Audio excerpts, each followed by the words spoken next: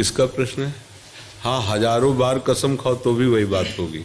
समझो, जब तक हम स्वयं सुधरना नहीं चाहेंगे तब तक हमें कोई सुधार नहीं सकता।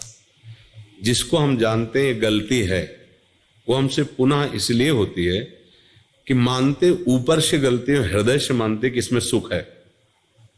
अंदर की बात है ये। ऊपर से हम कहते हैं अधर्म है, पाप है, गलत है, नहीं करूंगा, नहीं करना चाहिए। और अंदर से है कि सुख है, अब तुम्हें कोई नहीं रोक सकता। हजार बार गलती मानो, फिर ऊपर हजार के ऊपर चलेगी बात, वही होगा। जिस दिन आपके हृदय में ये बात आ गई कि देख लिया कहीं सुख नहीं है, अब आज से मैं नियम लेता हूं अंदर से भगवान के बल पर कि मैं ऐसी जगह नहीं जाऊंगा जहां भ्रष्ट हो जाऊं, ऐसे दृश्य नहीं देखूंगा जिससे मैं पतित हो जाऊं, ऐसा भोजन नहीं करूंगा, ऐसा संग नहीं करूंगा, और खूब नाम जप करो। तो यही सुधार है, दंड से सुधार नहीं होता। मतलब किसी को जैसे आप 3 दिन व्रत रह लो, ठीक है, 3 दिन बाद चौथे दिन जब शुरू करोगे तो 5वें दिन फिर वही रंग आ जाएगा। इससे कोई लाभ नहीं। ये तो मतलब देहाभिमान जनित ये सब बातें हैं। मूल बात को अगर समझ लोगे तो खाते पीते रहो, उचित जीवन व्यतीत करो। ये शरीर, अब जैसे हट करके आप बड़ी बढ़िया गाड़ी ले लिए और उसमें पेट्रोल मत डालो, नहीं तो आप गाड़ी रखे रहो, उससे कुछ थोड़ा होगा, उसमें डालना ही पड़ेगा। ऐसे ये गाड़ी आप नहीं हो, आपकी जीवन यात्रा है। इसमें तो भोजन समय से उचित पानी दे दो, उचित विश्राम, उचित इससे शारीरिक श्रम करवा लो, बस आप अलग रह करके रहो।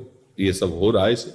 आखिरकार हर कोई जानता है कि हमारी गाड़ी है, पर मैं गाड़ी तो नहीं हूं ना, इतना तो सब कोई जानता है। अगर यही बात इसमें समझने लगो तो सुधार होना शुरू हो जाएगा।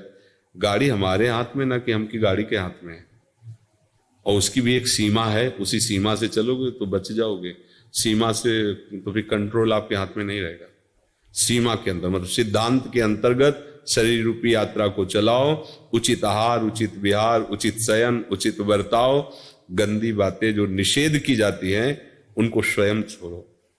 जब हमारा हृदय आकर्षित होता है किसी गंदी बात के लिए तो मन हर्षित होता है। बस समझ लो कि ये हर्षित होना हमारे लिए पतन का कारण है। उसी समय बुद्धि को सशक्त रखो। नहीं, ऐसा नहीं करेंगे, कुछ भी कर ले तो नहीं, और उधर कदम मत बढ़ने दो, और भगवत स्मरण रफ्तार से शुरू करो, बच जाओगे। चाहे जितना दंड दे। एक बार पुलिस में पिटने के बाद उसको अभ्यास हो जाता है कि बहुत इतने ही पिटेंगे, और वो अपने आचरणों को सुधार नहीं पाता। तो इसलिए अपने को दंड की तरफ वृत्ति नहीं रखनी, अपने को सुधरने की तरफ वृत्ति रखनी। वो आप स्वयं कीजिए। वो अपने गुरुदेव के वचन, संतों के वचनों का भरोसा आश्रय लेकर हम माया से पार होते हैं।